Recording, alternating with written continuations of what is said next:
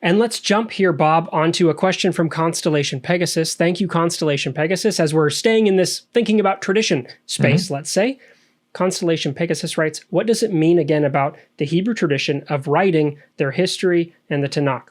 Just putting down different stories and mixing them up, like Noah's flood? There are different sources in it, like the priestly source. So I think here maybe if we could tag in, Bob, a little bit, maybe the spark notes, brief spark notes of when we're talking about sources in the Bible, priestly source, what's he talking about? And then some of how are we to view the text, maybe in a style sense as well? Okay, so two things. One, if you have a moment, go back and look at the interview that we did with Seth Sanders, because about the midway through this interview, we talked about this very thing, that there's a theory that throughout Israel's history, when they finally decided, probably in the exile, probably when the temple's been destroyed, the Babylonians have exiled them, and they started saying, we should probably write down some of our history.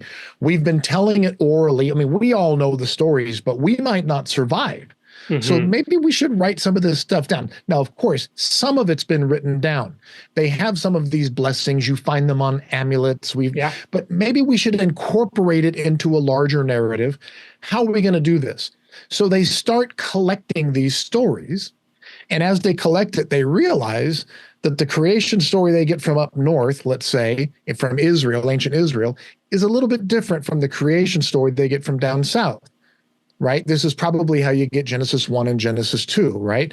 Were Adam and Eve created together, right? At the same time, at the end, after all of the creation of the animals?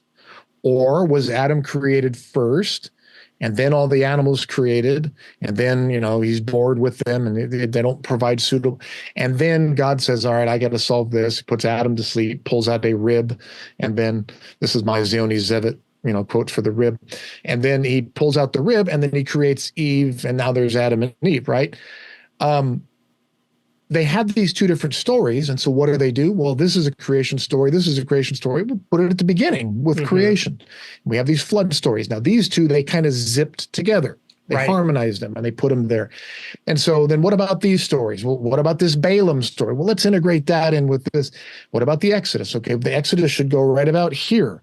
And so they kind of put the stories together in what they believe to be this diachronic, this timeline, right? So creation goes back here, Exodus should go about here, and they put them together. Now, the fact that they didn't all line up perfectly, that they logically, they were just kind of slotting these stories into a timeline.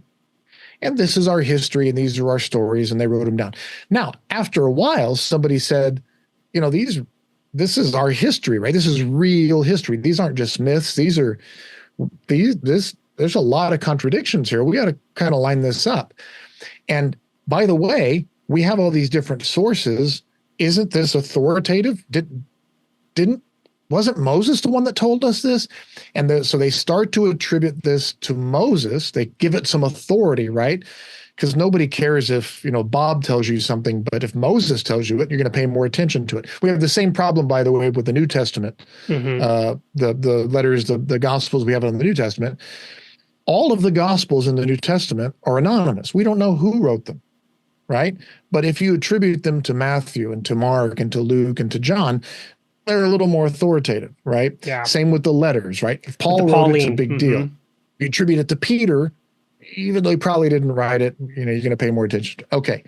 So you attribute this stuff to Moses, and now it comes a little more authoritative, but now it better line up. It better make sense. And that's where you start getting the editing, the redacting, that try to line it up to the best of your ability. And this is where you get these different sources. So you get original sources. The priests come in and say, no. The priest, you know a little bit about this. The priests have the right version, they would say. They say, no, we've got the correct, we're going to fix some things here. And why is that? Because when this is happening, right, the temple's been destroyed, the monarchy, all the pro-monarchic stuff is gone, right? There's nobody really there, maybe a few people to defend the monarchy.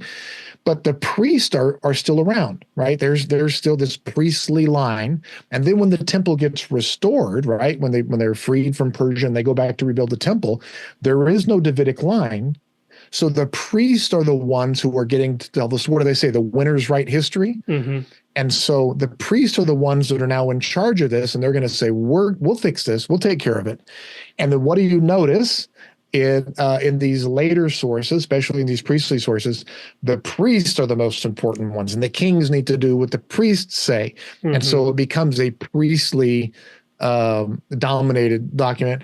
Second Temple period, you start getting all, and by the time you get down into the time of Jesus, it's the high priest and the priesthood that kind of run the show. There is no king. They're waiting for a Messiah. They're waiting for a Davidic Messiah to come back, but the priests are in control. And so they're the ones that put it together from all of these original sources. And that's what's been called in the past the documentary hypothesis, and there are different arguments over what the sources are and how they were pieced together and when, but that's essentially the idea. The theory, though, originally, and I like this theory, is that early stuff goes early, later stuff goes later, and they were just kind of putting it on a timeline. And then at a later time, they said, doesn't this stuff need to make logical sense, historical? Shouldn't we? And that's the editing and the redaction process, which happened at multiple periods.